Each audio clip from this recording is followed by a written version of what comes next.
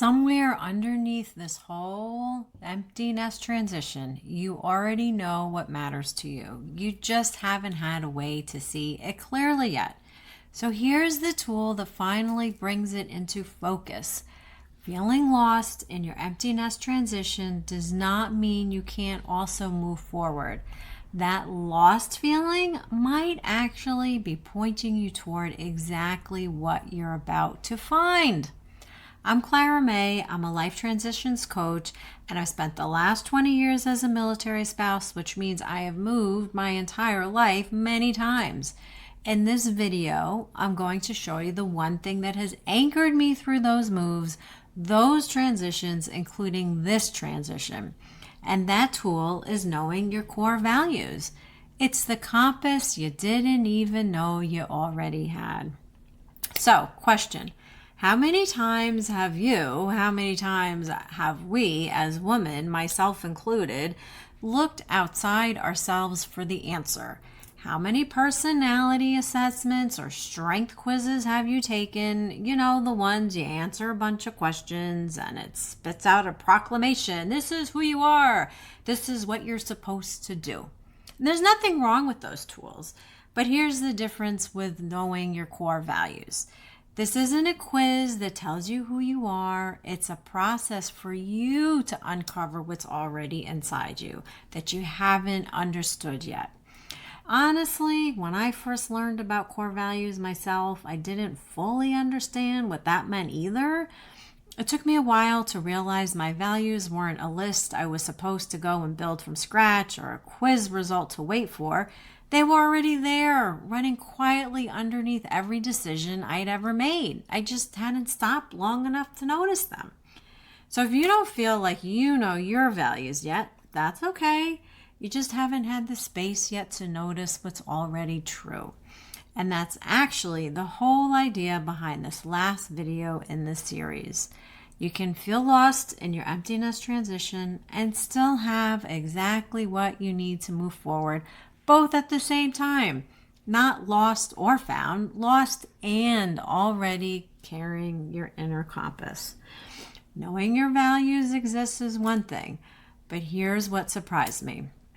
Once I actually got clear on mine, they didn't just sit there as a nice idea. They helped me make real decisions in a moment I could have easily gone another way. Your core values aren't just the feel-good words, they're a decision-making tool, and I mean that literally. A couple of years ago, my family made our second transcontinental move in 2 years, and if you've ever moved like that, you know how much gets sacrificed along the way. Things get packed up, set aside, put off for later, because you're just trying to survive the move itself. This time, though, there was one thing I could have easily let slide again, which was having a dedicated home workspace. It would have been so easy to say, we'll figure it out eventually, just like I had done before, and then guess what? It never actually happened. But this time, I didn't put it off. I insisted on it. And the reason I could insist without spiraling into second guessing myself is because I knew growth was one of my core values. So having a real space to work and grow isn't just like a luxury for me. It's a non-negotiable. I need it to feel fulfilled. And because I knew that, I didn't have to relegate the decision from scratch. I just knew I couldn't go wrong because it was one of my core values. That's what actually knowing your values does for you. It's not about journaling or feeling more centered, although it can help with that too. It's about having a filter ready. So when a hard decision shows up, you're not starting from zero every time. And in your emptiness transition, you're gonna face decisions that used to have an obvious answer, built around your kid's schedule, their needs, their next steps.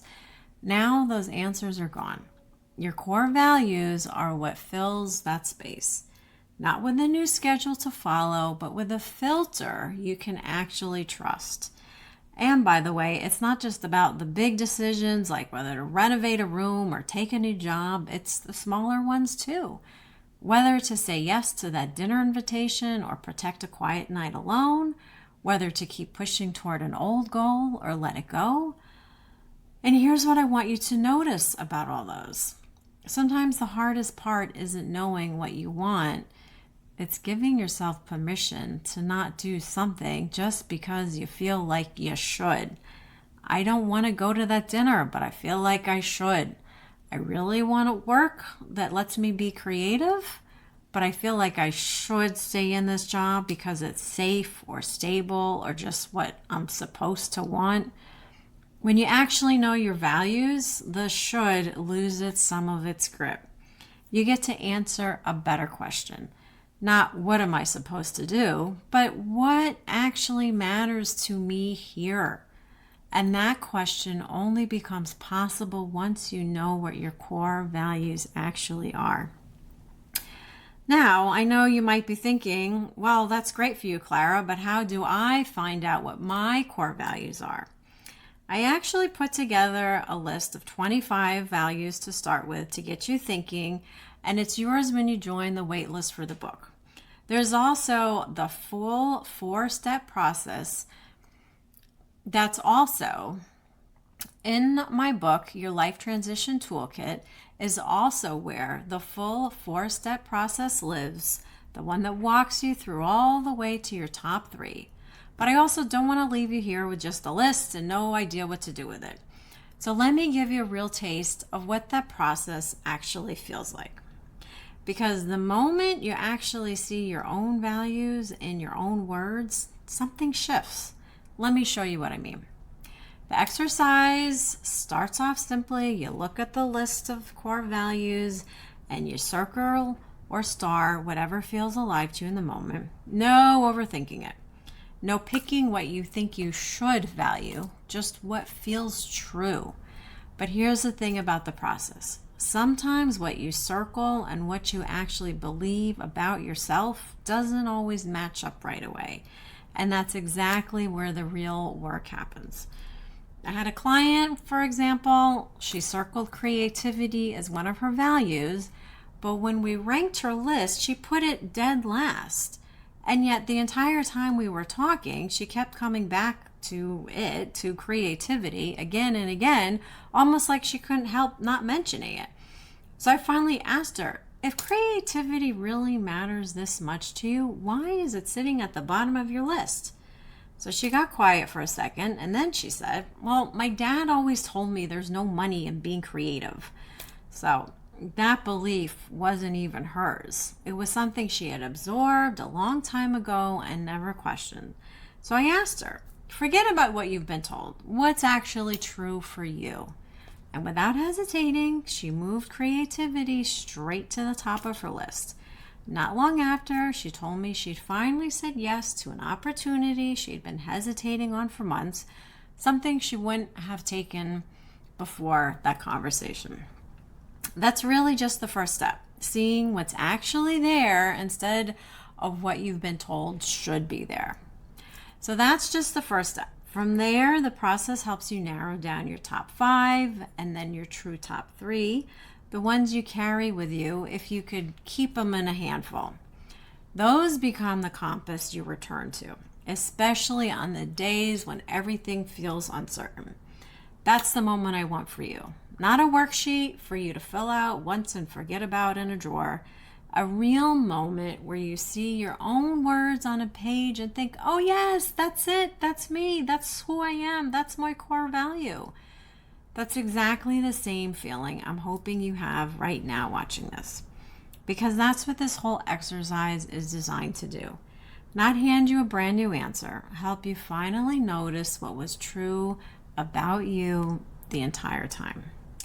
So here's what I want you to remember. This is the last video in the series, and if you've been with me since the beginning, you've come a long way. You started by learning it's okay to feel it all at once, the grief and the pride. You found the map for the stages of this emptiness transition, and you've given yourself permission to ask who you are right now. You learned that uncertainty isn't something to fear, it's actually where the next step gets built. And now, right here, you have your inner compass. You were never actually lost. You just hadn't stopped long enough to look. to ask yourself these important questions. You don't need to go find new answers to feel less lost in this transition. Your core values are already inside you. And once you know them, they don't just sit there. They make hard decisions easier, the way growth made mine easier. Standing in a new house, insisting on a room that was just for me. And if you want to actually work through this exercise for yourself, it's all laid out in the book, Your Life Transition Toolkit, How to Weather What Comes and Embrace What's Next. It's launching September 15th. The waitlist link is right below this video, and along with that, the free values list I mentioned earlier. But this book is exactly where to start.